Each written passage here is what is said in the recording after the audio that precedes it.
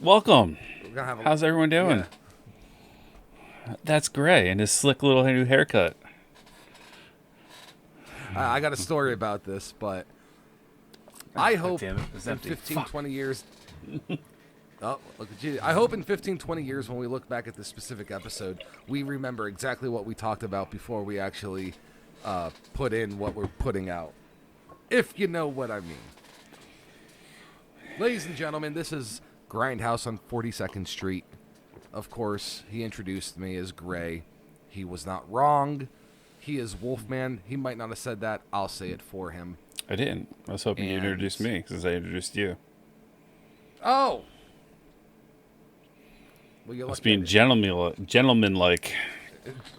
Gemini-like. Gentlemanlike. All right. So, I got my hair cut today.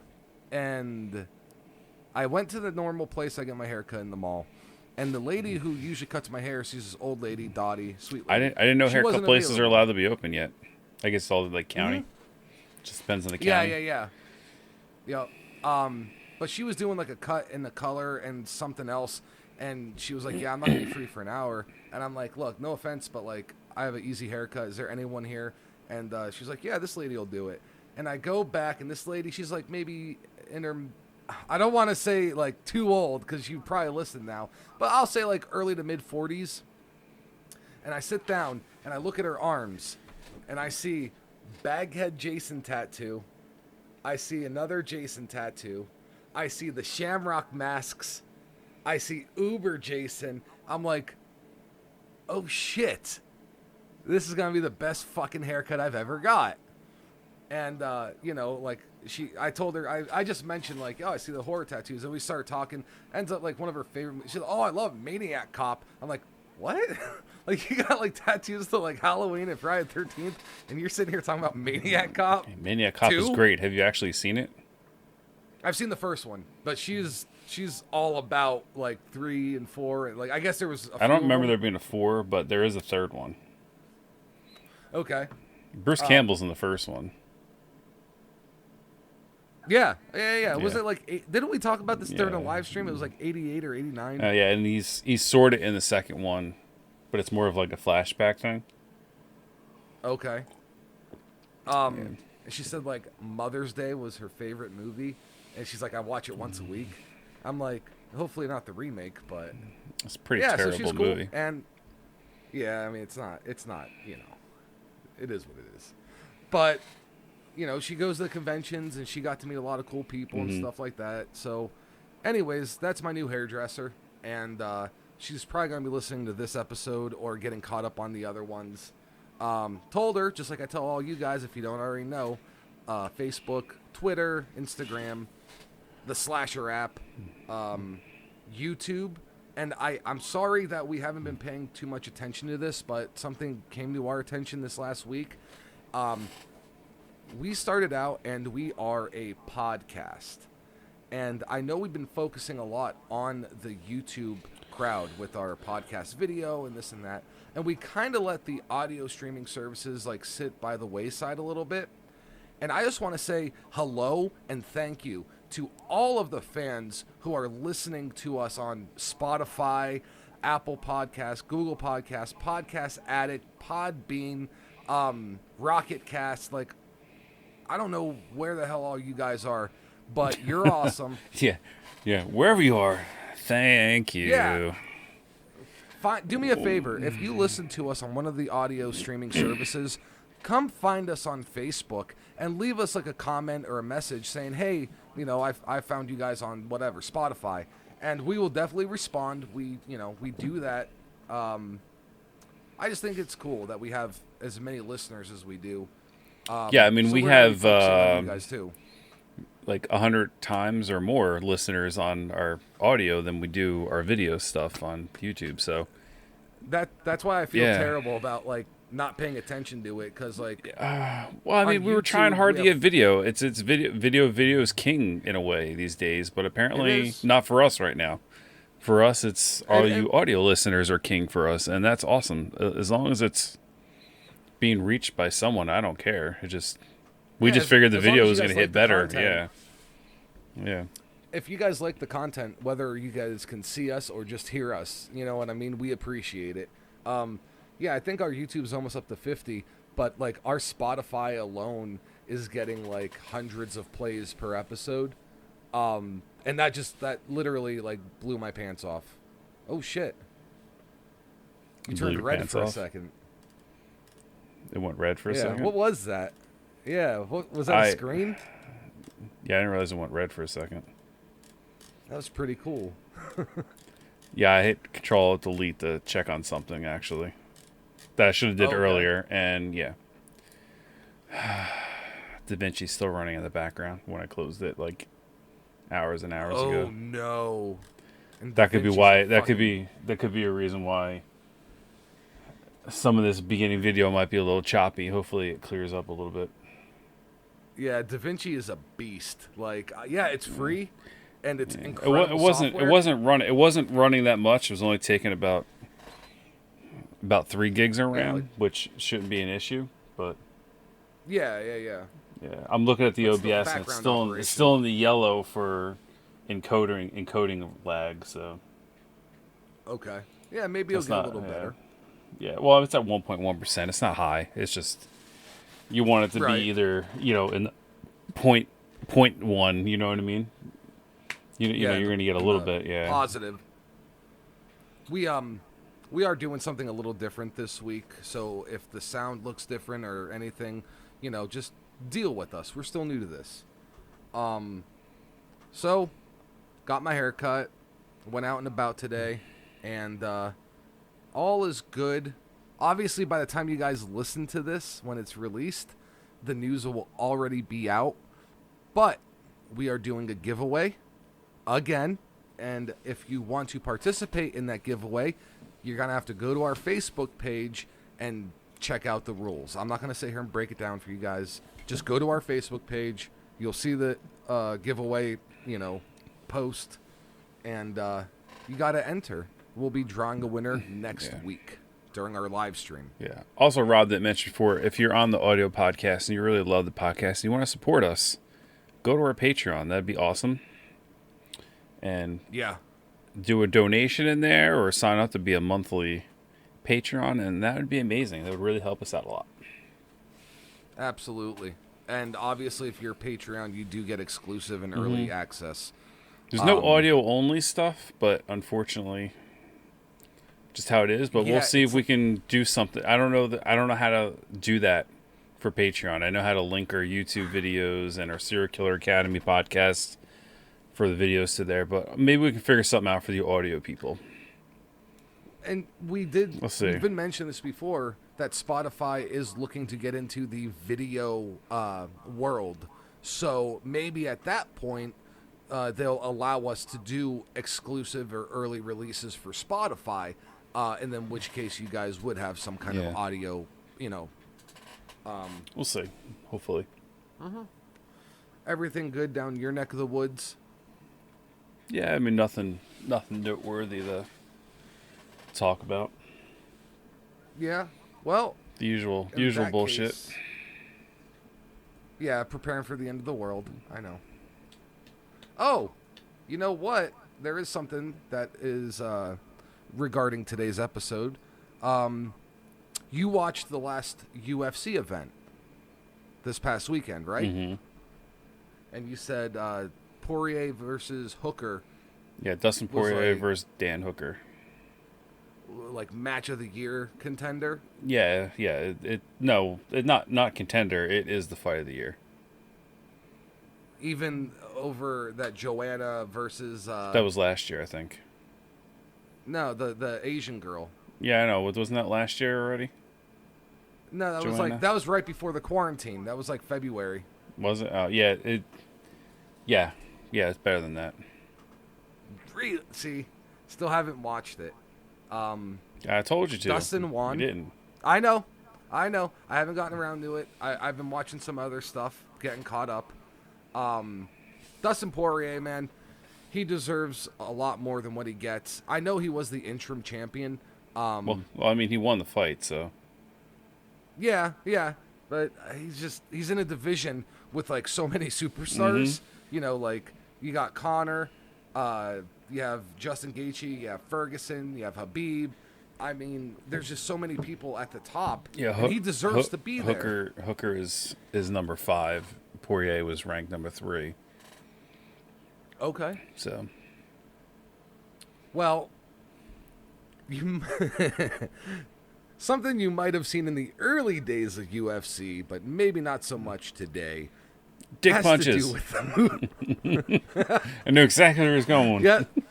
Dick punches. Actually, there was dick punches. There was a couple dick punches in the UFC Poirier's fight. Actually, well, it was a dick kick. Oh. And then it was a low blow. They shrugged it. He shrugged it. Poirier's just like, get the fuck out of here, ref. Let's keep going. Like he basically kind of pushed Herb Dean away and just kept fighting because he was in a groove, you know. Yeah. Sometimes the announcer, like the commentators were like, sometimes you just get in a groove, man. You just got to get that ref away, and like I keep going just because that guy could be hurt. Between the adrenaline and the timing, you're throwing off. Yeah. I'm so glad you said Herb Dean because I think he is like one of the best refs doing it today. So good for him. I think there might have been another one later, but I don't remember. And there was a lot of action going on. Yeah, so we're watching a movie about dick punches today. It's called No Glory for the. I'm just kidding. It's not that. This movie. You know what? I don't know what brought this to my attention. I know you knew the movie. I don't know what the fuck we were talking about. And you're like, wait, you never seen this movie? It's like the Capoeira movie. And I'm like, no, I didn't know that there was a movie based on this like obscure fighting style. No, I didn't. Yeah.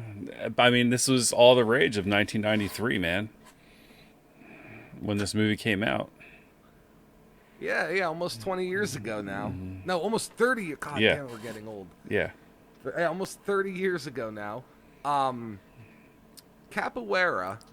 Like Mortal Kombat was about to come out, and you had Street Fighter Tekken. 2 was a thing, or I believe already. That was like 1990 or something, I think. I don't remember. What's it called? Actually, I'll turn it off now. Well, you were gonna get Street Fighter 2 Tournament Edition or whatever with the extra characters. So DJ, the Capoeira guy, was gonna be in it. Yep. And then so it was like Tekken a popular had, thing. Yep. Eddie Gordo, who's like the cheapest fighting character in any fucking fighting character game of all time. And it's funny because Capoeira is a Brazilian-based, martial arts. But nowadays, when people talk about Brazilian martial arts, the first is it Brazilian? I thought it was. I thought it was some. It's Afro-Brazilian. I thought it was some island thing. No, Capoeira. It started. Yeah. Hold on. Yeah, it's Brazilian. I thought it was a Caribbean island thing, because it's always like a Jamaican guy. Like DJ was Jamaican, like in the game. I just always assumed Eddie Gordo. Yeah.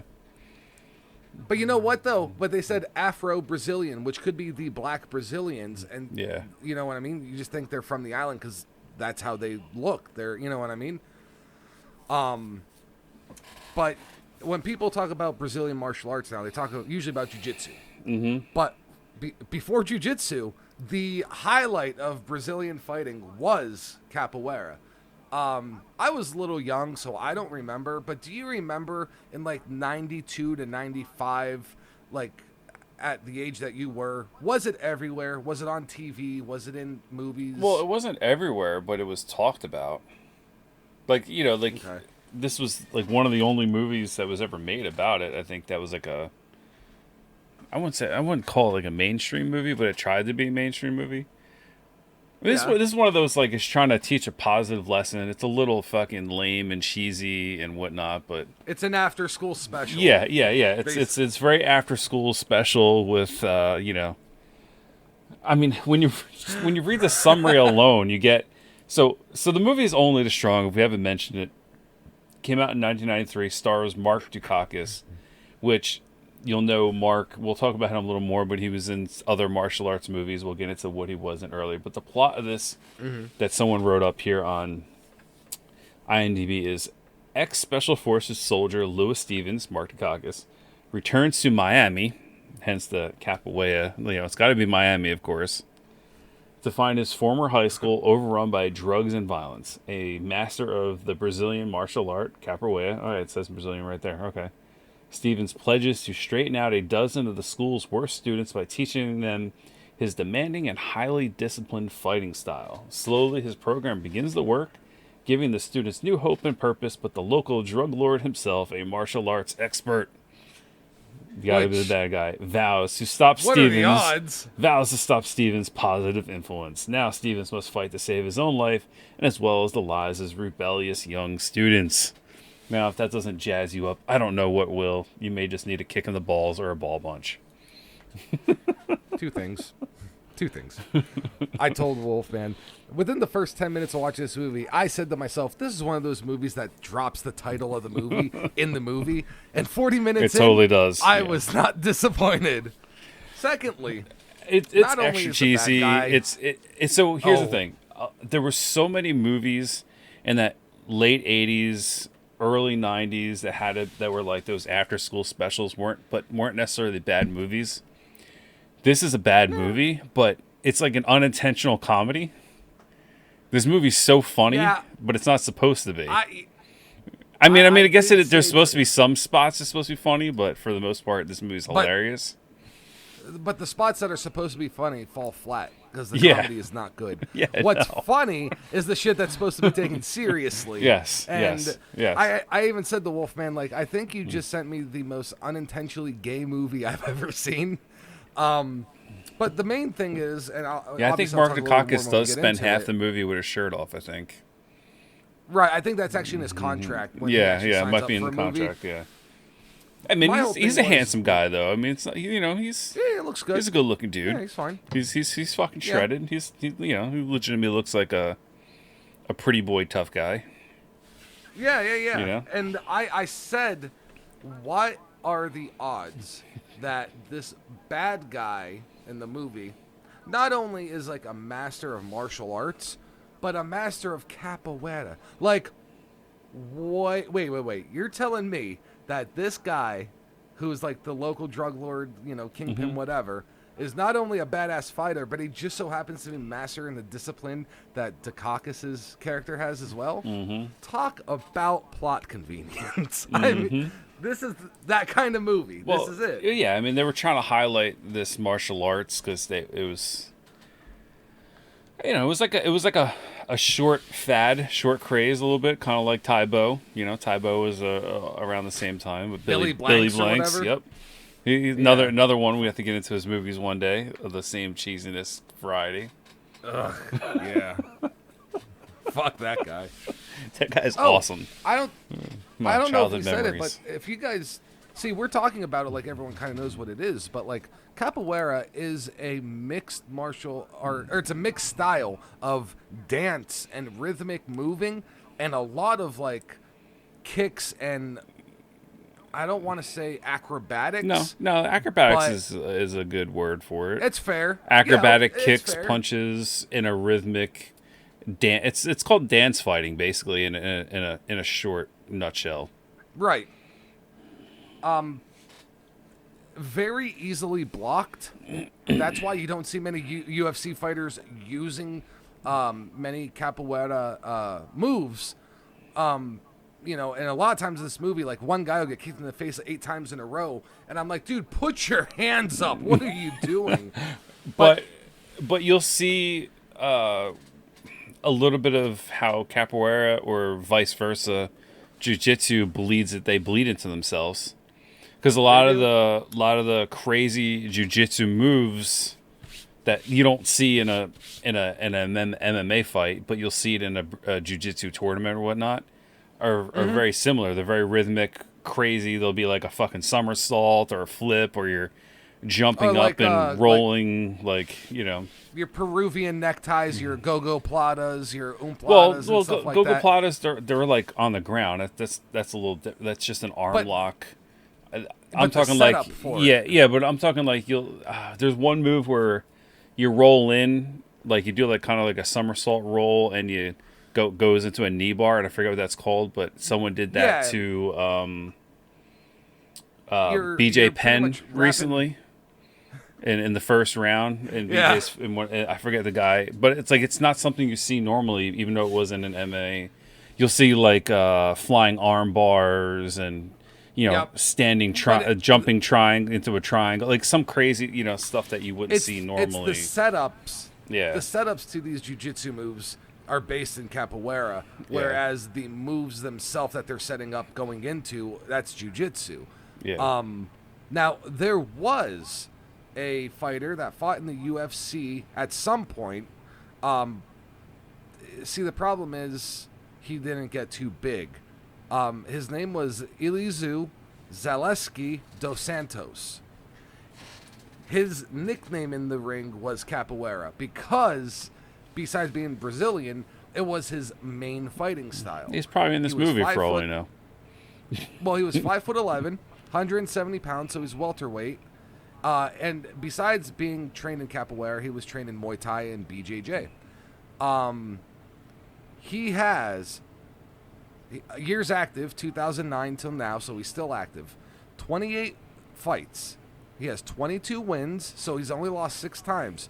14 knockouts, 3 by submission, 5 decision. So more than half of his fights have ended by knockout, which only proves that the Capoeira can catch somebody off guard more than anything. I mean, it doesn't necessarily have to be a Capoeira knockout that he got, but it just shows that it can be sort of relevant. I mean, that's a pretty good record.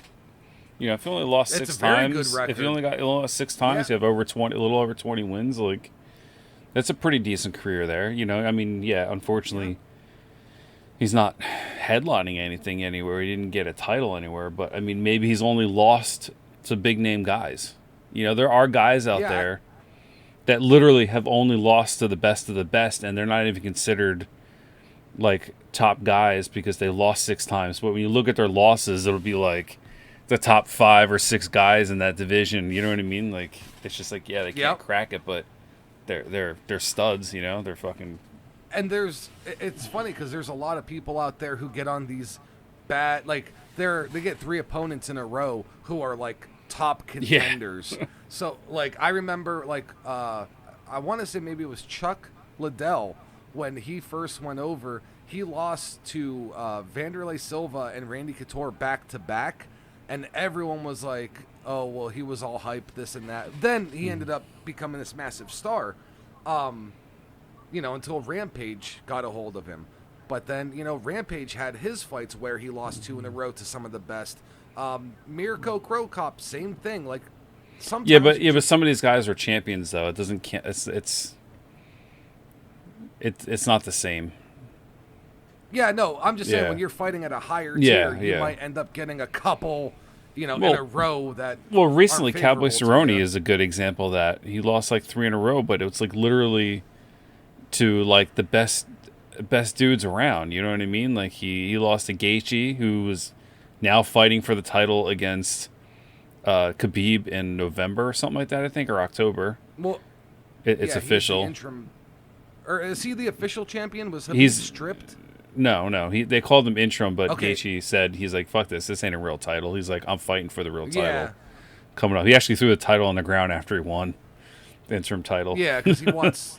But I mean, like, and he lost to Conor McGregor on McGregor's comeback fight in fucking brutal fashion. And Cowboy's amazing. He's got the most wins in the UFC ever.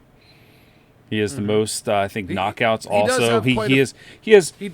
He has quite a few records in the UFC, but he does have quite a few losses. Yeah, but it's like 12 losses or 13 losses, something like that. But he has something like 39 victories, though. It's not like and that's what people have to understand. Yeah, Cowboy fights. He's fought on like a 1 week notice before. He's fought. I think it was like a 3 or 4 day one of them. Yeah, that's like it's crazy. That's what he is always in training camp mode, and he's always down to fight. So occasionally, when you pick a fight that soon and you fight a Conor McGregor or someone along those lines, you might not do as well. But when he I has, arguably say, I mean, granted, he might have lost to Conor regardless, but I think he took that fight on too short of a notice.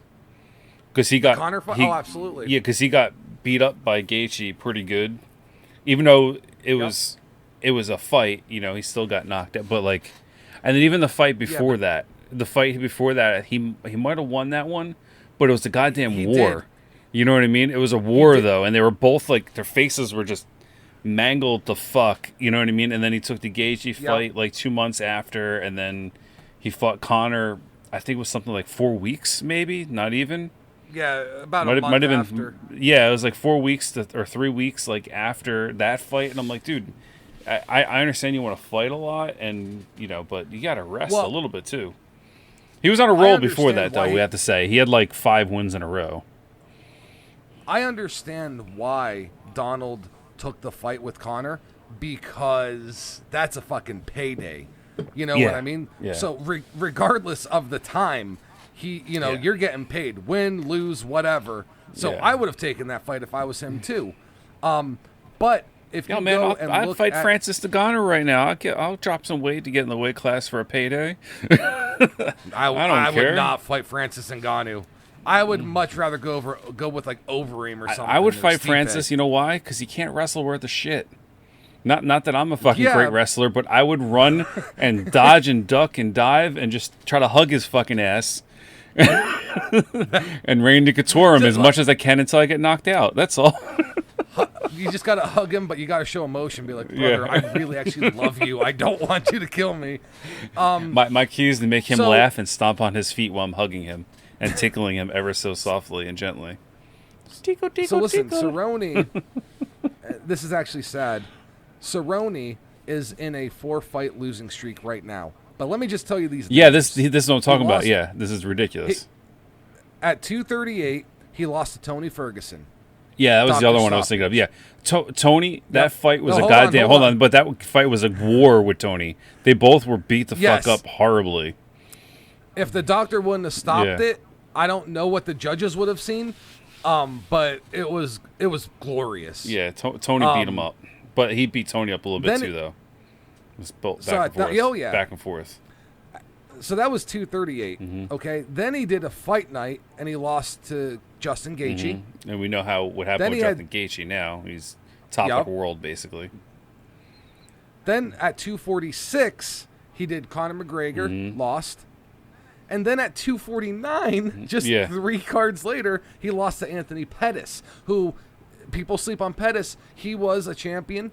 But here's the thing. A little bit of a bust, maybe. I think that fight, arguably, Cowboy won that fight, a lot of people think. Yeah, I mean, it did go to decision. People don't agree with that decision. Like, they think he actually won that fight, and because there was a lot of goofy decisions on that Jacksonville card era. That whole card, they did 3 cards there in a week, and all 3 had decisions that people were like, well, whether the person was supposed to win or not, that's irrelevant. Just the scores that were given out, people were like, what the fuck are these people watching? That was just the thing. I know we're getting it's turning into a UFC fucking podcast here, but yeah. I just want to say some of the other names that he had lost to in the past. Darren Till, who we all know has spurts of excellence. Yeah. Robbie Lawler. Fucking Robbie Lawler is a goddamn beast. Yeah. Jorge Masvidal. If you don't know who the fucking Street Jesus is, get the fuck out of here. Rafael Dos Anjos. He was champion. And Dos Anjos again. Anthony Pettis again. And he lost to Nate Diaz by decision. Other than that... Oh, Benson Henderson. Yeah, but other than that, the guy has Benson was a while ago, but Benson was a champion, though.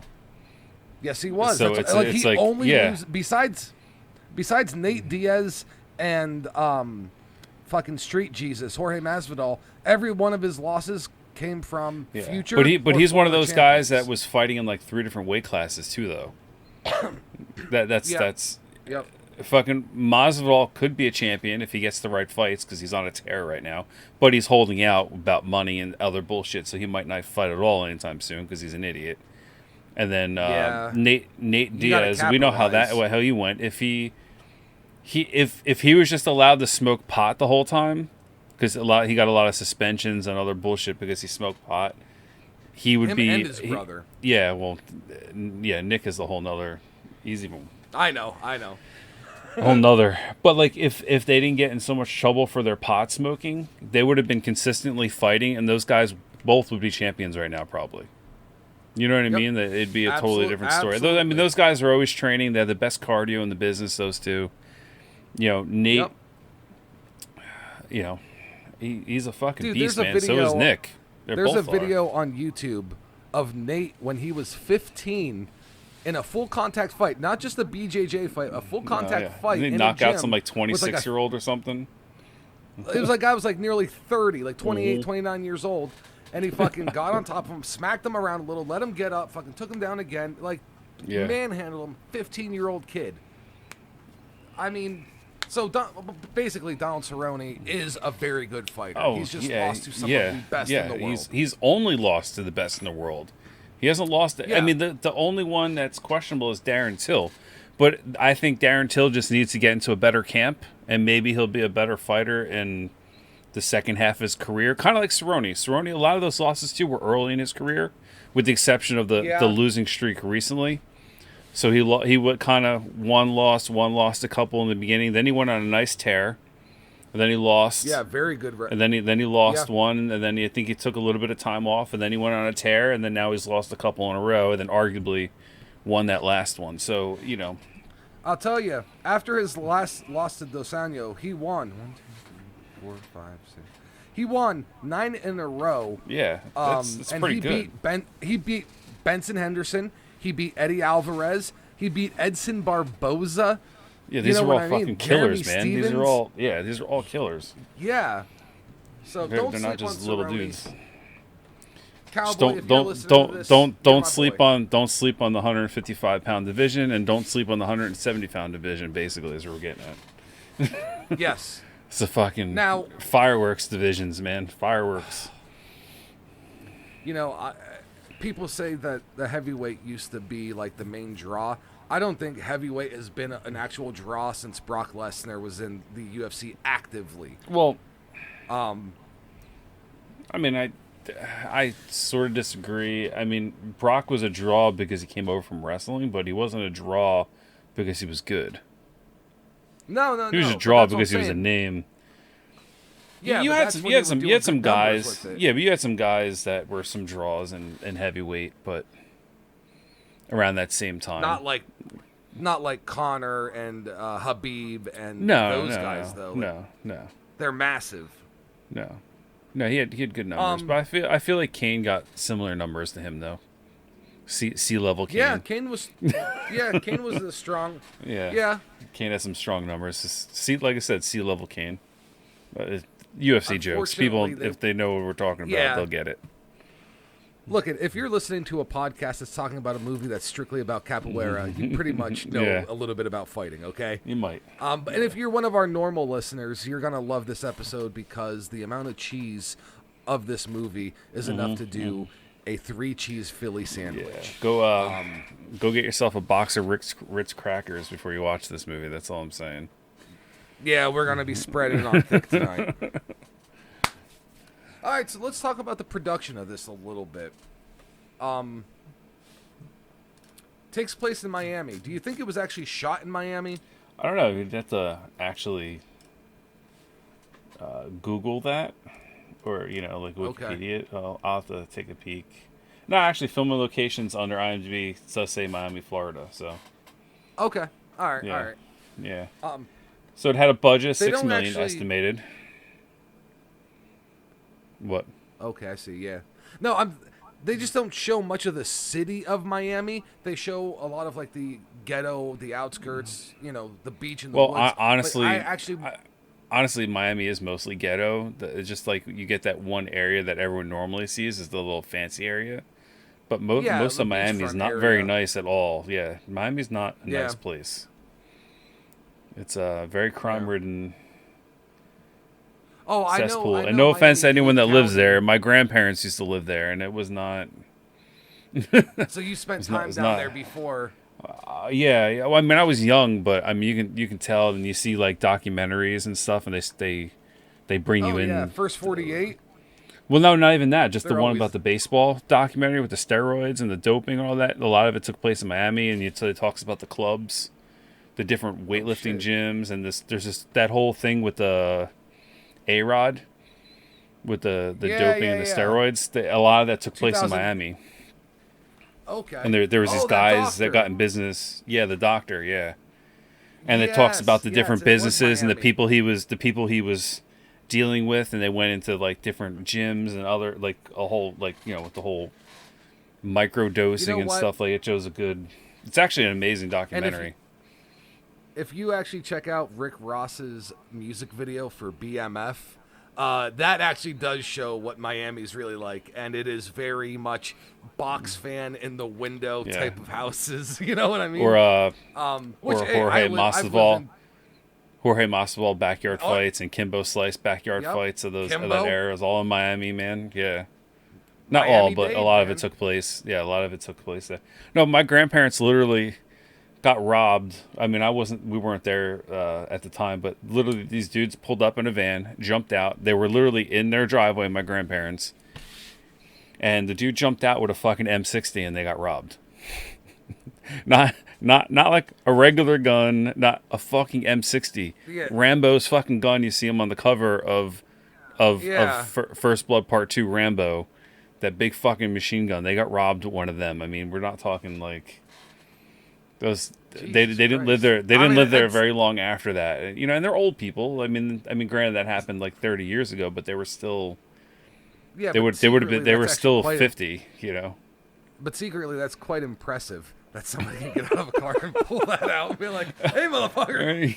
No, I'm not saying it's not secretly impressive. That's crazy that some dude is just riding around a fucking van with an M60, and then two, he's in the back, and his two friends one's in the driver's seat and the other one's in the passenger, and who knows what he's carrying. He doesn't have to carry anything. He could just be jumping out with nothing in his hands. This dude jumps out with an M60. Dude, you're just like, here, you can have whatever you want. It's like it's like the Wayans brothers with "Don't be a menace while drinking your juice." Yeah. When they pull up and he opens up the mail and it's like USSR, like the fucking rocket in the back of the truck. That's the first thing I think of. Oh boy. Okay. So it takes place in movie Miami, it was actually shot in Miami. Well, actually, Don't Drink Your Gin, whatever. Well, whatever in the Hood would actually be a fun movie to cover. Yeah, don't be. I know. It's a comedy. We don't normally go over comedies, but just the grand scheme of how goofy that movie is. It would just be a fun episode. I don't know if it had a major theater release, and if it did, it might not have been very long. Yeah. So I actually think it would fit in with our. No, I'm just saying, like, we don't normally cover comedies because comedies aren't normally grindhouse movies. But I'm saying that movie's so off the wall, it might just be a fun movie to do. The same thing with I'm Gonna Get You, Sucker. That'd be a fun movie to do too. Yeah. Keenan Ivory Wayans and Jim Brown and. I think we could do it. I'd like to. Yeah. If you guys wanna check that episode out, leave some feedback. We'll definitely see what we can do. So anyway, I mean, back to this. It had a budget of $6 million. Yeah. It only grossed. Like the thing is, worldwide grossing wasn't really a thing back then. I guess it's become more popular nowadays. I mean, people have opened their borders more for American movies. More so than so it doesn't even look like this thing got a worldwide gross, but it only grossed $3.3 million, so it didn't even make half its money back. So when the internet started blowing up and people from other countries were able to pirate movies from America, a lot of production companies said, you know what, let's spend a little extra money and start doing worldwide releases and what I mean, try to get some money out of it. And since then, nearly all big budget movies are released around the world. But also, this movie, this wasn't a big budget movie. It's not a big release. This is like a This is a grindhouse movie. It's not. It's a wholesome movie to a certain extent. You know what I mean? Like I said, we call it an after-school special movie, but it's still. It got a very limited release, I'm sure. select theaters, got billed as a fucking Capoeira movie, and it was straight to VHS and Channel 11, Channel HBO, the Cinemaxes. That's what they were going with this movie. They knew they weren't like they're going to make their money in syndication and VHS and DVD sales. That's where the money was made on this one. The Hallmark Channel and UPN are the channels that would buy this movie and show it on a Saturday at 2 in the afternoon. Hallmark, but yeah. Well, yeah, and that's what I'm talking about. UPN channel, like channel WPIX, channel 11, UPN 9. Mm-hmm. Those are those cheesy. They showed all those. WB was WPI. WPX turned into WB. Oh, okay. Yeah, so WB, and then also I think they took over channel 9 also, because one was New York and one was Philly, so they were kind of the same channel, but they were different. So like WPIX 11 was New York and UPN 9 was the Philly version, but they were kind of the same channel. So and they both kind of turned into the WB network. Yeah. Yep. Because I grew up in Northeast PA. You grew up, outside like Philly and New Jersey, and we got a lot of Philly and New York channels where we live, which is actually pretty cool. When I was younger, where I grew up, we actually had both. We had Philly and New York because we were like right in the middle. Yeah. But then the cable company got cheap, and Comcast, depending on where you live, they drew a line and they axed. Like you had to pay extra for the New York channels if you lived too close to Philly, and you had to pay extra for the Philly channels if you lived too close to New York. So what did you end up getting in your package? The Philly channels? Yeah. Well, that was because we moved south another 20 minutes. I don't know what channels we would have got elsewhere, but when we moved south, we had both for like 6 months, and then they changed it, and it was just the Philly channels. So and it's not a massive deal because the channel showed a lot of normal, like every Thursday night, if a specific show was coming on, they would show the same thing. But the differences were the movies on the weekends they would show, or like after the news at 11, they would show random things. Sometimes they would be different, so you'd have just a little bit more of an option on what you wanted to watch. Yeah. Well, so now that I'm in PA, I'm closer to Philly. I still get the Philly channels. I don't get the New York. But you live in PA, but you're 2 hours away from me. You get the New York channels. I don't get the Philly channels. And I even get a Jersey channel. Yeah. Yeah, but I'm saying you don't get the Philly channels, but you're in PA. But you're... Because my buddy Chewy, he lives an hour from you, 45 minutes or whatever it is, and then he's like an hour from me roughly, and he gets the New York channels, and he doesn't get the Philly. So it's wow, okay. Up in that Bethlehem area, when I lived in Southern Delaware, I got Philly channels and I got Baltimore channels. Yeah. But mostly Baltimore. But like, luckily, Fox 5 was Philly, so the Eagles games I was still able to catch. And but it's weird how that shit works, though.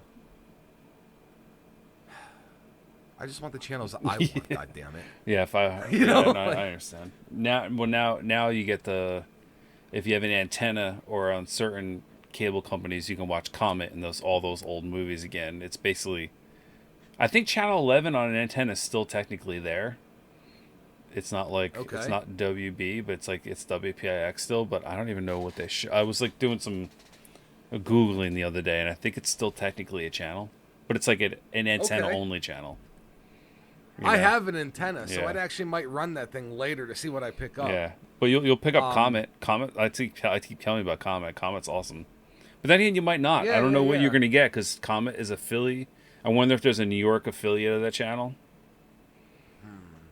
I wonder if there's something else. I wonder if Comet still comes in, but it's New York. You know what I mean? I wonder if it's... Because I ran my antenna before just for shits and gigs, and I got like 13 channels out of it. Mm-hmm. I want to say I had some other channels besides ABC, NBC, Fox. So I very well may have had that. I just... couldn't tell there's a couple. There's Comet, and there's another one that will have some cheesy stuff here and there. Then there's like a TV Land like channel. It's like all the old sitcoms, like Green Acres and shit like that. I did get Bonanza, that one. But there's also some newer ones from like our era on that because they're considered old now because they're 30 plus years old. Some of them, or at least my era. You get like there's. Yeah, like Married with Children and Cheers and you might get some of those like at night. Then there's some crazy like international news channels that I've watched a few times here and there, even though I can't understand what they're saying. You just put subtitles on, but like, some of the shows they show and the weird like, no, not Telemundo. Like they were actually Japanese. Okay. I saw this like crazy documentary about like what the typhoons when they had all that stuff coming in, and then the salt water was affecting the circuit boards and the copper on the circuit boards, and like they were getting wet, and then they're not submerged anymore, but the salt water reacts with the copper on the circuit boards and causes little fires. So now the little fires turn into big fires, and there's literally flaming cars being pushed by the water into buildings and lighting buildings on fire. And they would like show tests because they didn't understand why these cars all of a sudden were bursting into flames and turning into like floating fireballs in Japan. With all these, it's Japan, that's why.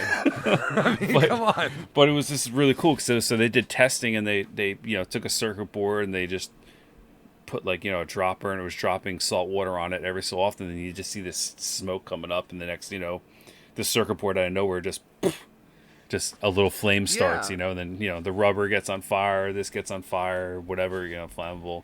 Then it hits the gas tanks if they have gas in them, and then there's just exploding fireballs. Yeah, it's awesome. It was great, but it was all in Japanese. And I ran across it randomly on this fucking subtitles. Japanese news channel. Yeah, news channel. I was watching subtitles, and you never know what you're gonna find with things sometimes. Yeah, dude, there's so much content out there. Just like there's so many movies. Like, a lot of people can name maybe 15, 20 movies from a certain year. Dude, hundreds of movies have been made every year for the last, 50, 60 years. There's so much stuff out there. You can see it now with Netflix. Big time now is because of all the different places now having their own streaming services. Netflix is losing properties left and right. Yes. So now they have to start buying properties. There's a whole, Netflix basically just got all of Bollywood. All the movies from India. Yeah. Well, I mean, they're all trash and horrible, and they're like the worst things ever. But I mean, you'll see a million of those movies, and then you see a lot of Spanish stuff now on Netflix, whether it's in English or Spanish. They're pulling over a lot of Spanish television. They're pulling over. Yes. Like it's turning into Netflix International, which there are some gems out there. There are some really good stuff. I'm not saying there isn't, but it's just. You didn't realize how much of a movie scene elsewhere. Yeah, their Latino audience, because the Latino audience in America is massive. Telemundo is an American TV channel. A lot of people think it's like a Mexican channel. Telemundo is 100% made in the USA with Spanish actors and Spanish news anchors and stuff like that. I don't know. The Telemundo I saw on some stuff was definitely not American. No, it is. It's based out of California, but it looks like 100%. Different country. No, they might piggyback the feed in from elsewhere, and then broadcast it from California. No, I'm filmed. I know this because in the kitchen I work at, it's filled with Mexicans who watch Telemundo all the time, and I'm like, wait, you guys have I'm telling Mexican you, Ninja Warrior? I've seen some stuff on Telemundo back in the day. Maybe it's different now. That was originally, yes. Telemundo was a Spanish because there was some stuff on there that would not fly past American filming. I think it's owned by Viacom now. Is Viacom even a thing anymore? Yeah, Comedy Central. I know, but shit. They're like the big company that stays hidden. They're the subsidiary or whatever they use. They're they used to see Viacom logos on stuff. Now it's like Viacom owns all these other. They're like the big corporation that you don't see their logo anymore, but they own all those other little ones. You know what I mean? You know who owns Telemundo? Comcast. Comcast? Yeah, it wouldn't surprise me. Yep. Comcast owns a lot of shit. Yeah, so they're the ones who actually are floating the bill for all these Mexican Ninja Warriors and Mexican Chopped, and Mexico's Got Talent. There's some other stuff out of there coming out of Brazil that you can look up on the internet that's quite entertaining. That's all I'm saying. Oh, Brazil's got fucking gold. Dude, American Brazil, TV is garbage compared to... It's Brazil. There's Brazil, I think Chile, and Argentina has some of these crazy-ass shows that you can look up on YouTube. Dude, I would just love to watch the weather from a Brazilian news standpoint.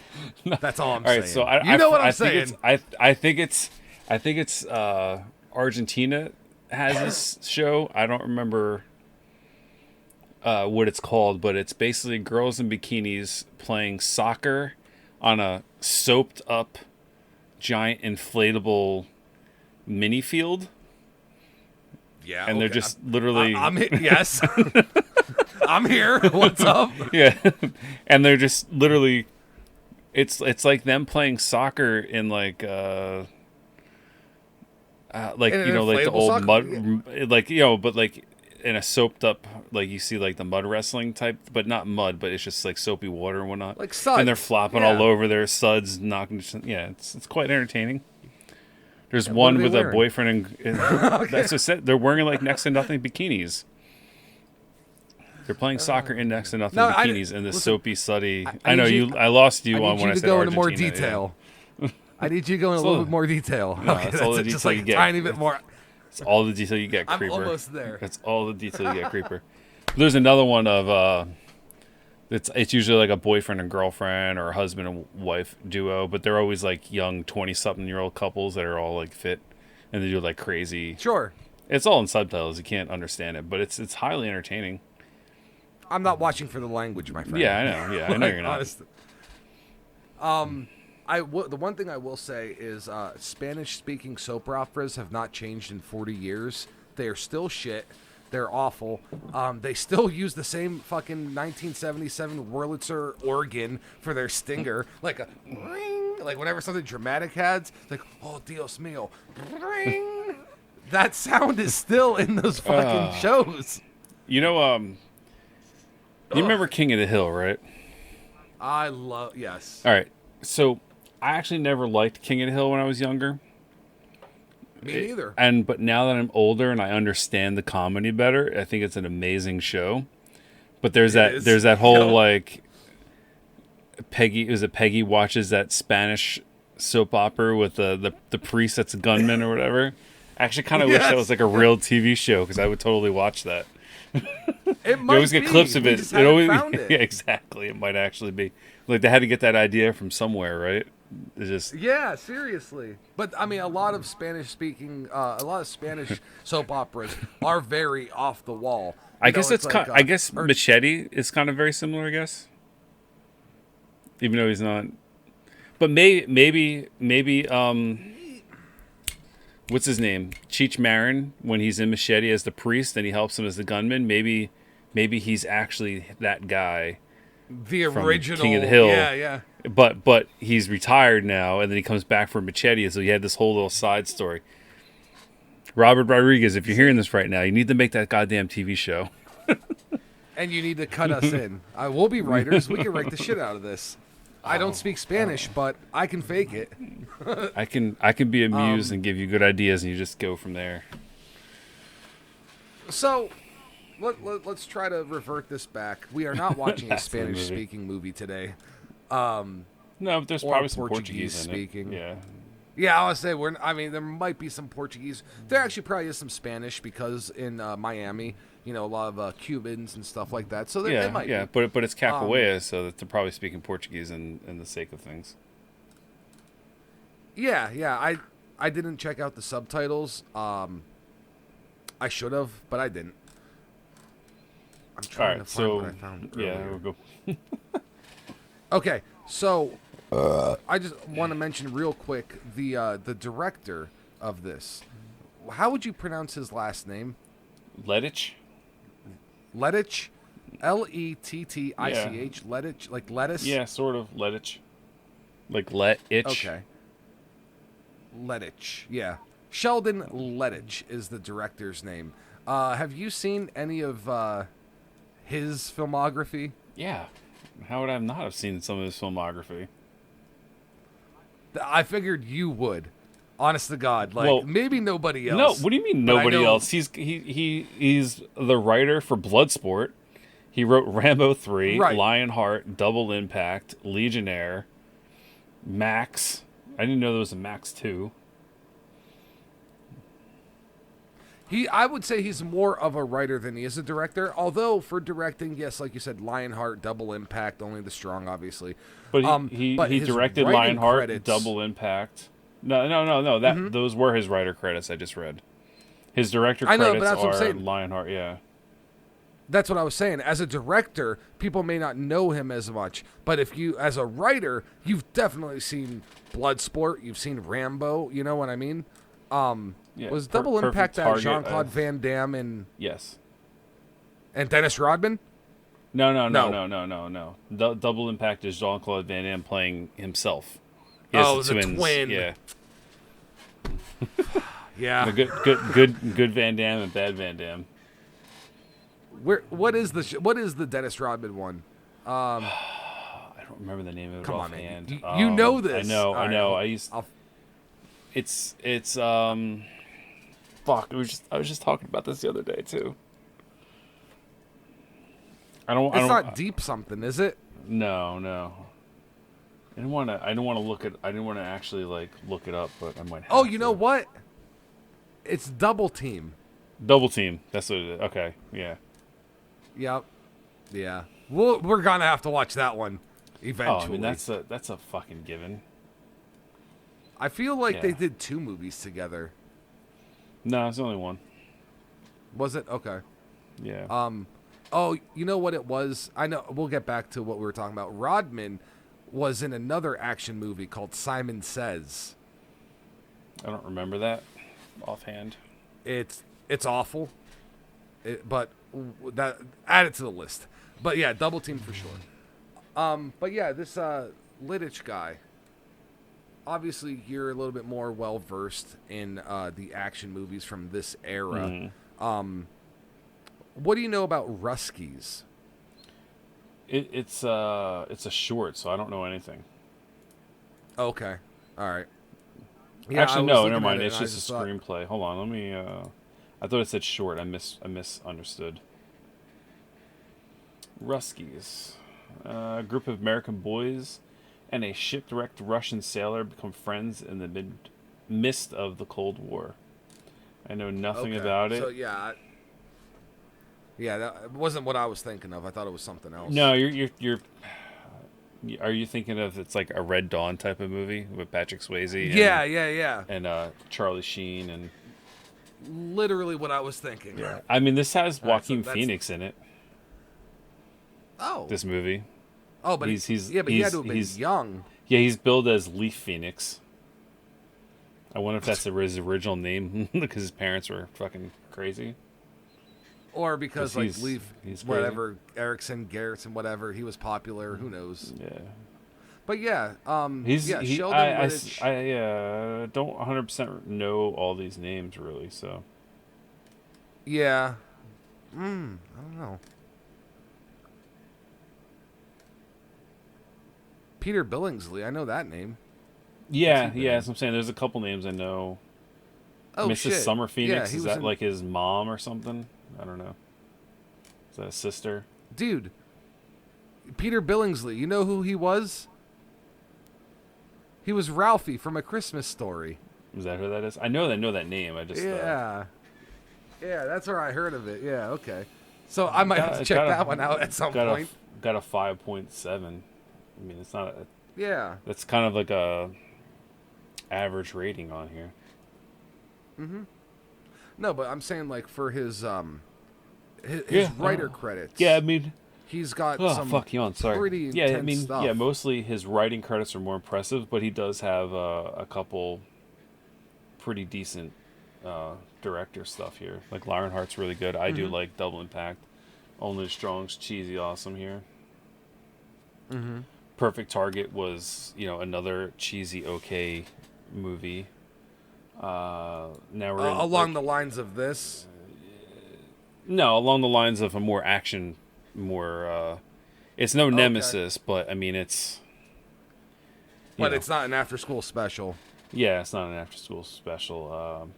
This is the only one that's really that I know of that was like kind of like that after-school special. I mean, it's just. Yeah, but like I said, everything else is a little bit there was a lot of movies. There was a lot of movies during that time that had to do with like schools and inner city gangs, and there was just a ton of those movies at the time. It wasn't like they were purposely trying to make an after school special. It was just a popular type of movie. You know, you had the 21 Jump Streets were popular in the 80s, and you had like the high school movie, the Class of Nukem High type movies from Trauma. Then you had Stand By Me, even though that was like a main movie.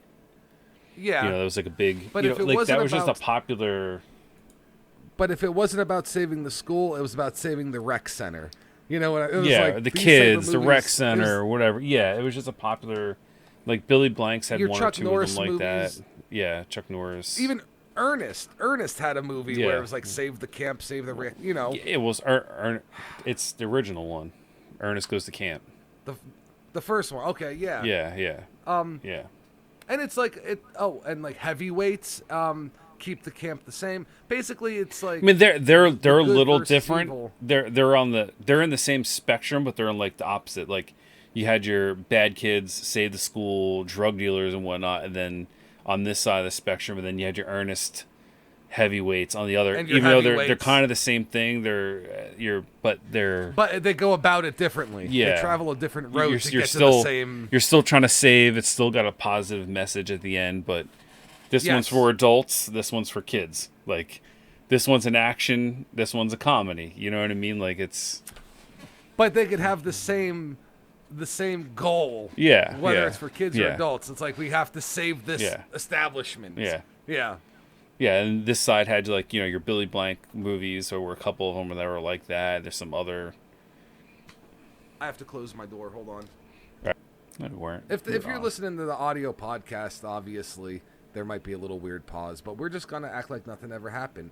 Kind of like when your parents argued in the garage and thought you couldn't hear them, but you totally could, and you got scarred for the rest of your life. Mark Dukakis. Funny last name, probably got picked on a lot. That's probably why he learned martial arts to defend himself and beat up the bullies who bothered him. Well, it's Dukakos, maybe. That's much better. Yeah, I don't know how to pronounce it. I mean, he looks a little creepy now. Got some sunken in cheeks on his IMDb. Like he kind of had that look. Not when he was younger, but you can kind of almost tell that was like the route that he was going down. You know what I mean? Definitely. It's weird. It definitely has the actor's look. There's like normal, everyday people, and you never see them on like any TV shows or movies. Like, he has an actor's look. Like, if I saw this guy in real life, I know what you mean. He looks like a serious actor. Yeah, like you're like, oh, he's a serious actor. Yeah. Yep. Not just a random, someone that says they're an actor, but they're really busting tables somewhere. Yeah, not an extra, not a fucking extra. Struggling actor. So in your opinion, what would be the biggest movie that people may know this guy from? I honestly don't have the slightest idea, because he's probably in movies that people have no clue. They probably don't even realize this guy's made more than like one movie. Well, unless you're someone like me that like watches all these movies, you know what I mean? I would say, in my opinion, if someone said he was Jimmy from Double Dragon, I'd be like, oh, yeah, fucking Mark Dukakis. Okay, yeah. I agree. Yeah, Double Dragon, probably one of the bigger people recognize him. But if you go through his IMDb, he's been in some big movies, I saw that he was in one of the John Wick movies. Yeah, John Wick 3. Chapter 3. Yep, John Wick 3. He played Zero. Cool, nice little paycheck there. Mm-hmm. Cradle to the Grave. Yeah, yep. Okay. He was Kung Lao in the Mortal Kombat Legacy TV series. Which is pretty good. Yep. I actually thought it was good. Wish it would have got picked up for something a little bit longer than what it was, but... Well, they started out as like little machinima, like little shorts on YouTube, and then they actually picked it up for a second season and ended up making a Blu-ray with all of them. So like some of them are animated. Some of them are real video. Some like it's like all over the place, but overall, they're pretty cool. Yeah, I actually really liked what they were putting out on YouTube. Yeah. Yeah, I really wish it would have got picked up. This guy kind of seems like if you threw in our boy from Nemesis and Michael Dukakis and Tom Matthews and then Tom Matthews' evil twin, they would make like a fucking killer 90s, like the Americanized good version of the Miami Connection, you know? Maybe, I don't know. I mean, he was Eric Draven hint. in the Crow Stairway to Heaven TV series. Good for him. That was a little hint for all you people out there. The 22 episodes that lasted. I actually didn't even know that existed. Honestly, I had no clue. You know what? He's the first I'm reading it. He's obviously not the first Crow that comes to mind. Obviously, it's Brandon Lee, but I think of Edward Furlong as the Crow before I think of this guy. I mean, yeah. But he's done a lot of TV shows. You know, he's done, like you said, a lot of these like smaller movies that maybe didn't get big theatrical releases. Very talented. Yeah, he was in the Agents of S.H.I.E.L.D. TV series for us Marvel people. That he was, I don't know how to pronounce the name, but it was Guerra, I think, something along those lines. There's 11 episodes in there, so he was a main character on the show for a season. You know, he had a good run here. Yeah, good career. Yeah. Oh, he's in Wu Assassins. I gotta check that out still. That's on Netflix. Okay. I didn't know he was in this. Plays a monk. All right. What I'm looking down this list of actors, and there's one. You know what? Well, I just want to. I mean, I'm trying not to go into a full profile of him in case we end up going over more stuff on him one day or whatever. But there is one notable thing about him is he comes from a family of martial artists. Makes sense. Yeah. Where is it? God damn it. I just read this somewhere. Where did I fucking... I'm being stupid now. I just read this somewhere and then lost it. Where the hell was I reading that at? Oh, was it here? Or maybe it was... Alright, you know what? Yeah, alright. You know what? That's in the trivia thing. I'll go back to that another time. Never mind. My bad. Yeah. I knew I saw it somewhere, and I got so many tabs open. I fucking couldn't find it. It's on the trivia page. I'll cut to it later. Yeah, no, it makes sense. I mean, you know, obviously, a lot of these actors who are trained in martial arts come from a background, whether it's family members or, you know, at a young age they started or whatever. Looking down the actors of this movie, not a lot of names. I do want to bring up one in particular, and you know what it's going to be, and hopefully I don't catch any shit for saying this. There's an actor in this movie. His name is Jeffrey Anderson Gunter. I actually didn't even pull him up. Oh, when you see him, you'll know who it is. And I said, this guy looks like the Jamaican Muppet that they made when the Muppets got picked up again. I think the late 90s, early 2000s. They made some new characters, and I swear to God, they just took this guy's face and said, "Let's make him a Muppet." And maybe we could do a little splice for the video. It's eerily similar how fucking they. You know what? And I bet you if I did a little research, I bet you know. I actually forgot about this guy. I forgot he was even in this movie in a way. Don't ask me how. Yeah, that's how I sent you that picture earlier because I was watching. I'm like, oh, this guy. Yeah, I know. Yeah, this guy. There's something. He's in something, and it rings my brain as saying, and I can't remember what it is. Well, but yeah. he was in Encino Man as the bartender. He was in Don't Be a Menace to Society while drinking your juice. He was in Marked to Death with Steven Seagal. Yep, marked for death. He's marked that seems to because that was when he was fighting the Jamaicans and other stuff in New York and. Yep. Yeah, this guy's in a lot of stuff. He's one of those hidden gems. Not too many. He's got 45 credits, but Naked Gun 33. He has some pretty solid credits. You know, it's only 45 where we get some of these people at hundreds, but actually, the first thing I would have noticed him from, he was in the music video for Black or White. His face transforms in the end, where they go from person to person. Mm-hmm. That's where he has an iconic face. Yeah. Yep. And Maniac Cop 3. We were just talking about that earlier. Yeah. Mm-hmm. So, besides him, who else is in this movie that's worth mentioning? Well, I was just gonna go over a general. You had the main woman in here, Diana, who's Stacy Travis. Okay. She was the mother in A Christmas Story 2, even though I've never seen it. Yeah, no, it's awful. She's in. That's what I heard. She's in. Daniel Stern, I think his name is the guy from Home Alone. He plays the dad. Yeah, Daniel Stern.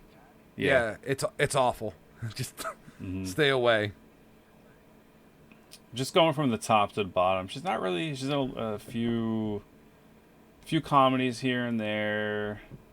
She was in Easy A with the new one, fucking Emma Stone.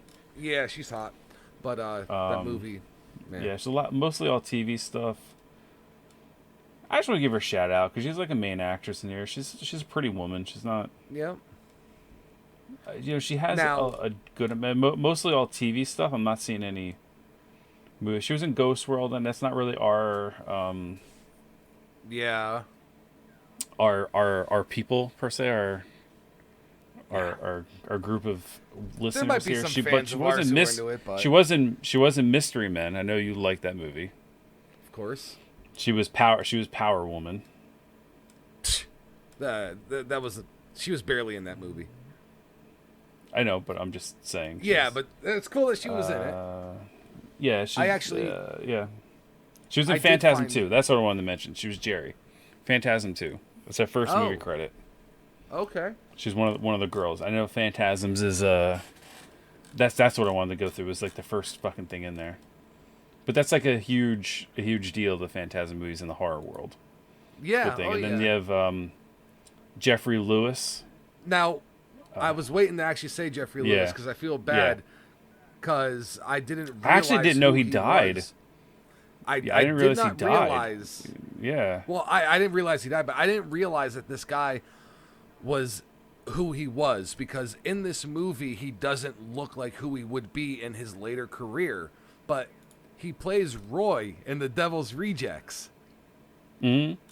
Like among other million things that he's done, he's got 224 actor credits. Yeah. Oh, dude, he was in Double Impact we were talking about earlier. Correct. That Maverick movie, that Western bullshit with Mel Gibson. Actually, I kind of like that movie. I'm not gonna lie. Oh, really? Yeah. It's goofy. Who plays his dad? Who plays his dad? In that movie, the older guy. I can't think of the guy's name off the top of my head because it's Mel Gibson. James Garner. James Garner plays Mel. Fuck, I keep saying Mel Brooks. Mel Gibson's dad. Yeah, he plays Mel Gibson's dad. Then was it Jodie Foster? Yeah, Jodie Foster's in it. Yeah, the female in it. Yeah, it's a goofy little fun movie. I like it. So this guy, Jeffrey Lewis, has been in a lot of stuff. Not a lot of big stuff, but he had his moments. Good for him. He's I don't know if he's always like the main guy all the time, but he's always like a supporting actor, and he always has a prominent supporting actor role. Yeah. You know what I mean? Like, I don't know how much, maybe some of his older stuff, but his older stuff is a lot of TV. I mean, if you name the show, I'm sure we can find that he was in Jake and the Fat Man in here, if I looked hard enough.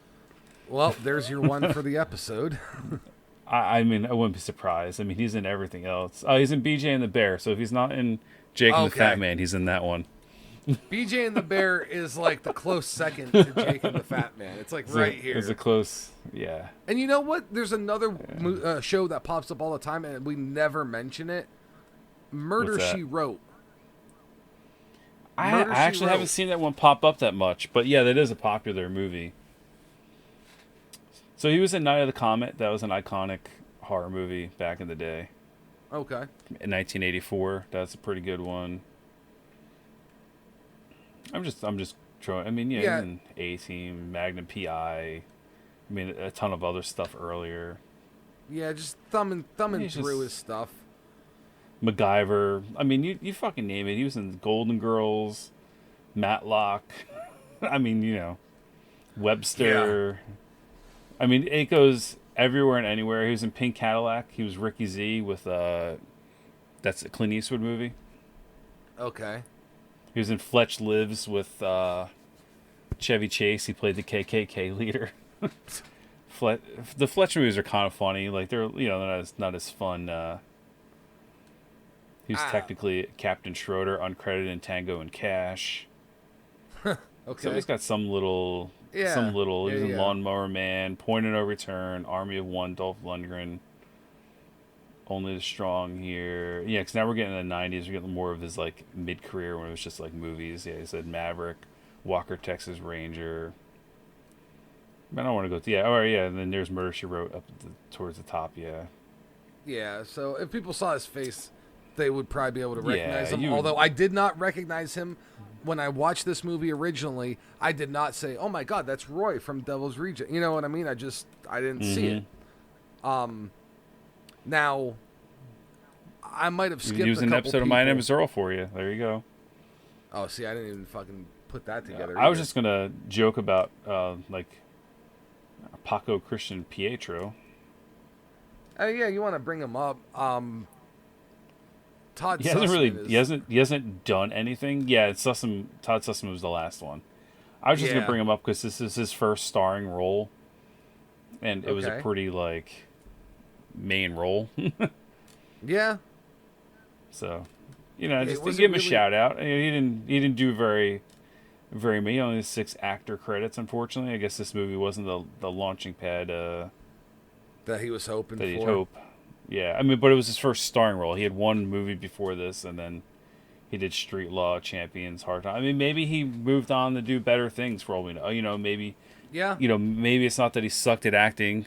It just, or the movies weren't there. Some people go on to do different things, like sometimes Tom Matthews. He went on to be a successful carpenter and makes more money doing that than he did acting. So, I mean, he's back to acting now, but some people go through a phase where they're interested in it, but then when they see what it's really all about, they kind of get out of it. And you have tons of actors from movies that you might have seen in the past who went through a phase like that.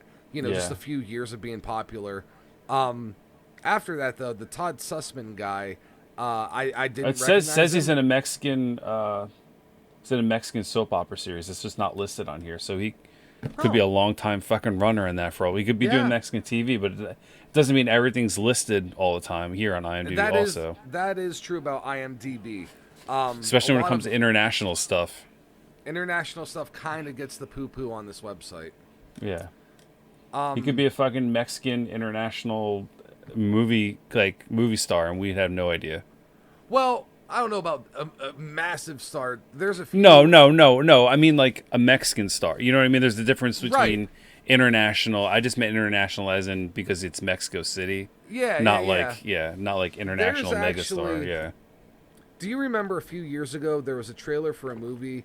It was like How to Become a Latin Lover or How to something Latin Lover. I vaguely know what you're talking about.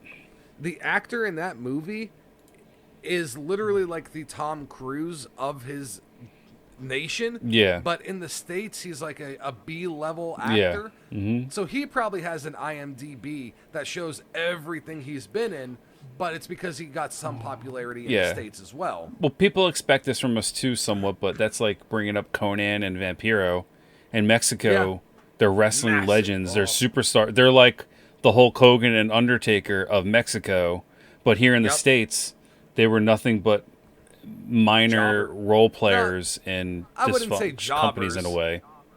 No. Like, I said that's why I said minor role players. They weren't jobbers. yeah. They were just B-level guys. Jobbers, I would consider them like jobbers. it's its own Like the Brooklyn category. Brawler You know what I and mean? shit. But I'll Yeah, say, yeah. Vampiro did get a decent crack at it in late WCW because he had matches with Well, Sting and like they but did Conan elevate him. Conan did too. Yeah, Conan did also because he was very. But I mean, it didn't go where they wanted. Yeah. But then Vampiro did get a main, and Conan got a main push in Lucha Underground too. They were kind of like somewhat the stars of that show, but not necessarily as wrestlers per se. Even though Vampiro did wrestle later.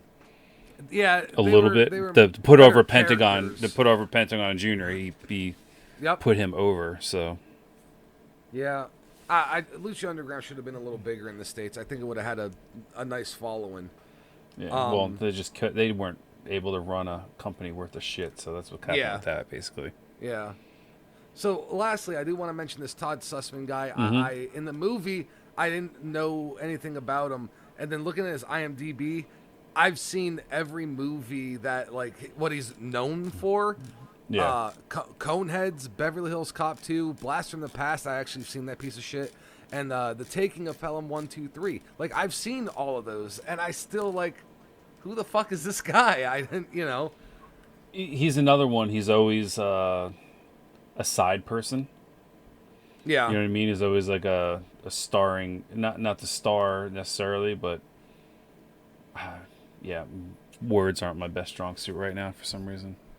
Like usual. No, but yeah, he's a good supporting. He's not. Yeah, supporting actor. That's what I was looking for. Yeah, he's not an extra. He's a good supporting actor. Yeah. I'm looking. I was looking for his Jake and the Fat Man role here, but I didn't find one. Is there any other? Although he was in the Amazing Spider-Man series in 1978. So was. Okay. The other guy before us, so. Oh, you know what? I see he was in Night Court. That's kind of one of those. And he had a recurring role on MASH. I mean, that was a huge hit.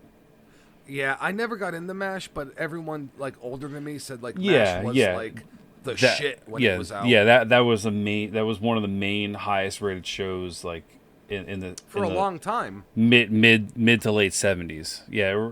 Oh, well, at least it's here. It says 73 to 79, but it might have ran a little longer. I don't know. Okay. Yeah, like I remember they said like the I'm trying to pull up Simpsons movies, broke some of the records that MASH held, like longest running, blah blah blah, whatever. So yeah, MASH had to have been a big deal if they were breaking and setting records. Yeah, I mean he was in Twilight Zone, Night Court, Punky Brewster, Saint Elsewhere. He was in Who's Webster. the Boss. Beverly Hills Cop 2, Webster, Alf. I mean, the quintessential 80s, up in these Highway to Heaven, Newhart Show, 227. He just had roles in everything. Murder, She Wrote. Oh, it goes, Murder, She Wrote. Yeah, Golden Girls. I mean, it goes up. He was in Blossom. Yeah. He was in the movie Coneheads, Only the Strong. Lois and Clark, The New Adventures of Superman, Married with Children, Duckman. He does. Eventually, we're gonna get. He does a lot of video game stuff up the top here. Yeah, I saw that. I noticed. Duckman was an underrated classic, and I urge people to go back and rewatch Duckman. Jason Alexander. Yeah, Duckman was kind of funny. Yeah, Duckman was fun. Where the fuck is all the game stuff? I guess it's a little. All right, so he was in Max Payne 2. That was a huge game. Yeah. By Rockstar back in the day. He was in Bully. That was another Rockstar huge game. Mm-hmm. I never played it, but I know. Bully's fun. He's in Red Dead Redemption, the original Red Dead Redemption. That's a. So Rockstar likes this guy. He's been in like all their Red Dead. He did a lot of the. He just did Red Dead. He wasn't like a main character, but he played a lot of background characters. Yeah, like so I guess he can change his voice enough where he can do a lot of different different voices. He had like 5 episodes in Orange Is the New Black, Blue Bloods, The Unbreakable Kimmy Schmid. I mean, he had a pretty good. I thought there was more games in here, but I guess he just did those couple Rockstar. I was like, yeah, but they're big games. You know what I mean? Like, yeah. The ones he did were blockbuster games. Yep. Yeah, they were high sellers. Oh, Fallout Tactics, Brotherhood of Steel. That's one of the other games that was in here. Nice. That's I think Fallout 2 technically. Okay. It was 2001. I don't know if it's the original. I think it's part 2. Yeah, I mean, he's in Futurama, Angel. I mean, it just goes on. I mean, the guy's in. Yeah. And he's a good actor. I don't... Good supporting actor. He's, if you saw his face, you'd be like, oh, that guy. But like, when he's younger, he kind of looks like himself, but a little different. It's when these actors and actresses span careers of like, 20 to 50 years. Some of these people. Yeah. It's they're not going to look the same. And the guy was born in 1947, so he's in his 70s. So. Oh yeah. And basically of the actors, everybody else in this movie, I'm not saying they didn't do anything, but they're not really worth talking about. In my opinion.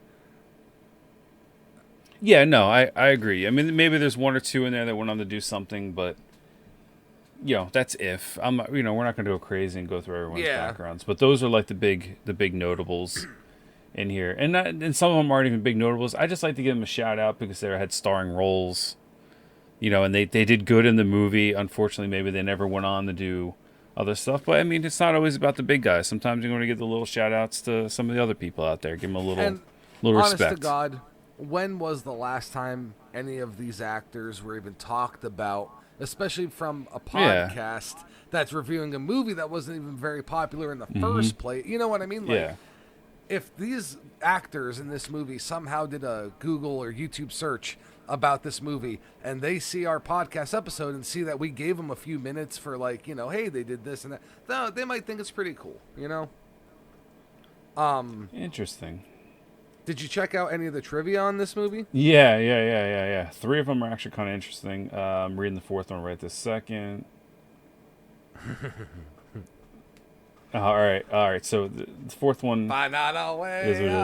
Yeah. That's the 4th. I'm assuming that's the number 4. The song made popular in the film Zoom Zoom Zoom went on to enjoy newfound fame worldwide when found use as an advertising jingle for Mazda from the early 2000s. I'm sorry, there's another part of that song. So, yeah, Mark Dukakis was born into martial arts. Each of his parents were renowned martial artists who created their own style. They're not even just like martial artists. They supposedly created their own style. Like both his parents. They're a master of a discipline. Yeah. So his father, Al Dukakis, invented One Hop Kendo. And they're like offshoots of other, just like Bruce Lee, because they get into that, how Bruce Lee did Jeet Kune Do is his own. Yeah. So that's what they're making a comparison. And his mother, Mila Bernal Zhang, she did. I don't know if that's part of her name or whatever, but it says Zhang Dai Kun Kung Fu. I don't know if it's Dai Kung Kung Fu or what part of her name, because there's a hyphen in there. Yeah, I think her name was Malaya Bernal. But it says hyphen. Right, I know. Yeah. That's what I'm saying. I think maybe it was Zhang Dai Kun Kung Fu. But she invented her own form of Kung Fu. And, for people to be recognized as creating their own style, that means it had to have picked up somewhere and they had to have a successful school and people trained on it. And, they wouldn't just bring that up, like, out of nowhere. And then, Mark Dukakis went on to star in the television TV series version of The Crow, a movie that starred another born into martial arts, Brendan Lee, the son of Jeet Kune Do founder Bruce Lee. So it's kind of interesting how both their families founded some sort of form of martial arts, and then they both end up playing The Crow. Well, they're tied to The Crow. Yeah. It's kind of cool little. That's weird. Yeah, and then capoeira was invented in the early 16th century by African slaves in Brazil. the dance moves were incorporated to disguise the fact that they were learning to fight. Now, I did see a documentary about this at one point in time. Yes. That was a big thing. They wanted to make it look like they were just dancing around a campfire or whatever and not necessarily training the fight, so their slave masters wouldn't know what they were up to. So I thought that's very, very interesting and cool. Director Sheldon. No, this one really like threw me for a loop because we might actually start talking about this. So director Sheldon Litch was not satisfied with the movie's fight content, claiming years later in Put Up Your Dukes, spelled D-U-X, which we'll get into in a second. I thought it was Put Up Your Ducks. Like, what? Yeah, well, depending on how you pronounce his name, I thought it was Dukes. But, all right, so that the fight choreographer, Frank Dukes, did not deliver as creative of martial arts scenes as he had conceptualized. Now, do you know who this Frank Dukes is? No. So he is the guy that the movie Bloodsport is based off of. Oh, Christ almighty, okay. So there's that whole story about how apparently none of that shit ever happened. He never entered any of these tournaments, and he's a big fraud and a fake, all this stuff. Yeah, so it's very interesting that he did the choreography of this movie, and then that now the director wasn't satisfied with it, and it turns out, because with the internet, granted, not everything's going to be backed up because supposedly there were, black market fighting rings and stuff. How much info is going to be found there? But supposedly, Jean-Claude Van Damme in Bloodsport played this character that set all these records, and he was a Westerner. He was one of the first Westerners to enter these tournaments and then win and then dominated for years and blah, blah, blah, blah, blah. This man is... it's crazy. There's a whole documentary on him. Yeah. This man is a credited member of the Bushido tribe. And I will give it 100%. Supposedly. He's not as bad as the guys who can knock people over with their energy force. Like, he's not that bad. But I just had a conversation with someone about that, by the way. It was but funny. at least Steven Seagal was a badass at some point, even though now he's a fat piece of shit. Where this guy was probably never a badass. Well, this guy can legitimately do martial arts stuff, but I don't think he was ever. I don't think he was ever like blood sport. He's probably like your high level strip mall karate guy. You know what I mean? Like they look like they can do something, they can teach people stuff, but could they actually be a badass in a fight? I don't know. It's debatable. I don't like if the bad guys showed up holding planks of 2x4s, then maybe he would impress me. But other than that, I don't see him doing much. That's why I call them strip mall karate man. Like fuck that guy. But sorry. That's all they really have on this movie. I mean, we could go into some. Well, wait, I did see a goof, and it's actually very funny because I actually said I'm sure there's probably some good stuff in there. All right, so one of them says, in the first lesson, the capoeira music starts playing while you can still hear Kerrigan putting tape in the ghetto blaster. One thing I said multiple times while watching this is, man, I wish I had a boombox again. Like, even the JVC Kaboom box, the one that looked like the tube, I know it was a little later than these, but I'd love to have one. But I'm trying to find the one that they mention in the preview. Well, while you read, there's a good hold on. There's a good connection with this movie. It's a Beer Fest. A line in Beer Fest was, "We'll give you a war you ain't gonna believe," said in the same accent as the character in Only the Strong. So like those guys have seen this movie and they threw that in there as a little gag for the lizard. Broken Lizard. Yeah, Broken Lizard. Yeah, of course they've seen this movie. Mm-hmm. Exactly. There's this one under revealing mistake. It says, when the car explodes, you can see no flames coming out. In the scene, when Mark breaks into the garage, and we'll get to it when we watch it, he throws a can of gas into a car that the interior's lit, and it does explode, but there's no fire. I'm like, what? They set off a smoke bomb? Like, what? When we watch it, you'll see. Yeah, we gotta see. Yeah, we gotta see this. Weirdest fucking thing. Oh, and then there was there was a little bit of technical jargon that kind of pissed me off in this movie, and I will mention it when we get there. I'm not going to ruin it here because I actually do have an argument about this. But when it gets there, we'll have to pause it. Well, here's the thing. I slack on some of these movies. I haven't been watching them before we do this. I've been watching them and getting my reaction while we do this. That's kind of why I've been doing it. Because I remember these movies from I honestly haven't seen this movie for a good 20 years. Yeah, probably like 94, 95. No. I've seen this since then. I've watched it more than once. I mean, I probably did see this originally around like 94-ish. I mean, it came out in 93, but 94, 95. Actually, I've probably seen it in 93, actually, now that I think about it. It was probably a new release that I picked up. Yeah. Because I'm just thinking in my head, I've seen this before I moved one time, and we moved in 95 when I was a kid, so... Yeah, so you probably came saw out in 93. The first year of it coming out. Yeah. It was probably a new release at the video store, and I'm like... Kung Fu, gotta see this, you know. I didn't know that. I'm a little kid, Yeah. I'm fucking 12, Anyway. Is there? I think that's just about it before we break down the movie. Yeah, I think we're ready for the movie breakdown. But like I said, I like to go in with a fresh perspective sometimes, and this is one of those I didn't want to watch. I was a slack. I wanted to, so I remember this holding up in my brain and being like, this is cheesy. It's awesome. It's amazing because how terrible it is, And even I know that from watching it when I was in my 20s, in the early 2000s or whatever, So yeah, it's been close to 20 years probably since I've seen this. It's been a long time. I would say more like 15, because I watched it with my buddy Chewy Rick. So yeah, this is one that he's gonna laugh at when he goes and listens to this. He's like, I can't believe I can't believe you fucking did that movie. That movie's great. Like I know how he's gonna react. There's gonna we'll get there. Mm-hmm. You'll know where my displeasure and hums are coming from. Oh, I know there's gonna be plenty of displeasure in this movie. Oof. I am not doubting that.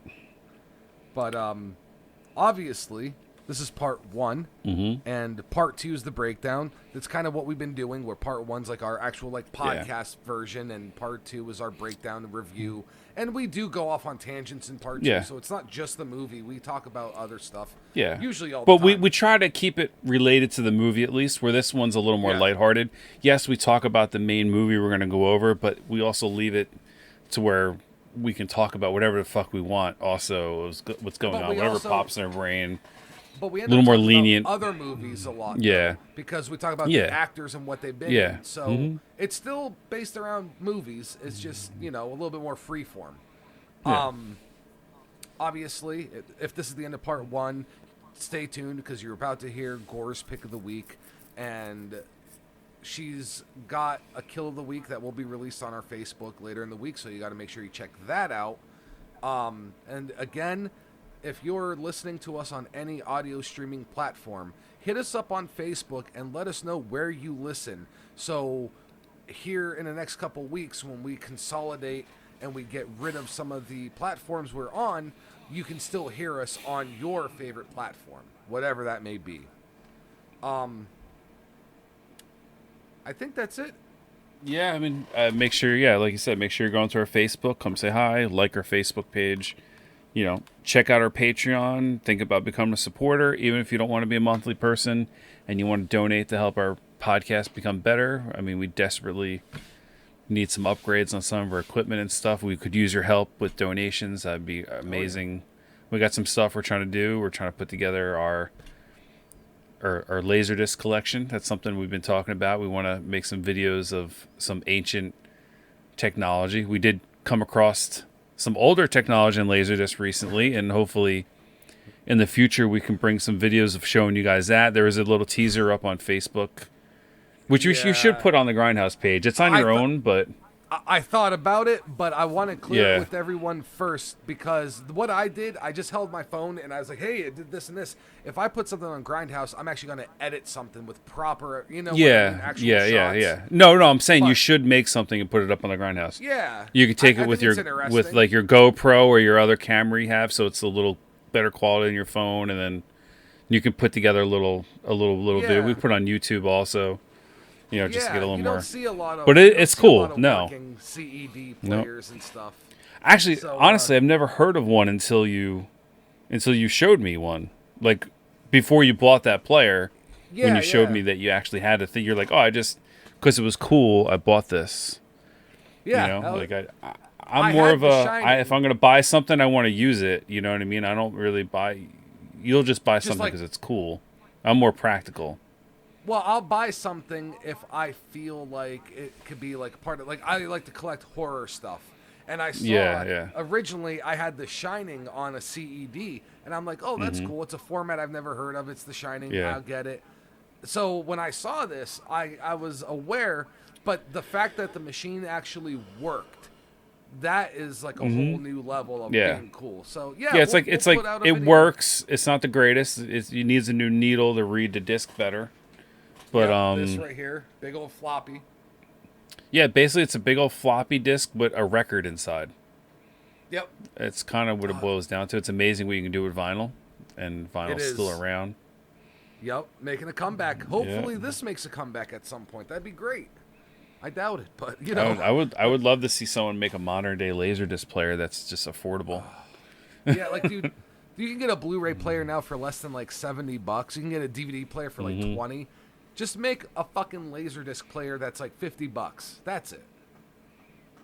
Yeah, but even if it was around the $100 range, if it was a dual side reader with the way technology is, they can make it like half the size, and all the collectors out there, I'm sure, would buy one. Like, I'm sure they would make money on it. I mean, they're not going to go crazy with the money, but I'm sure they would make money. I don't think there has to be too much research and development on it. I don't think it.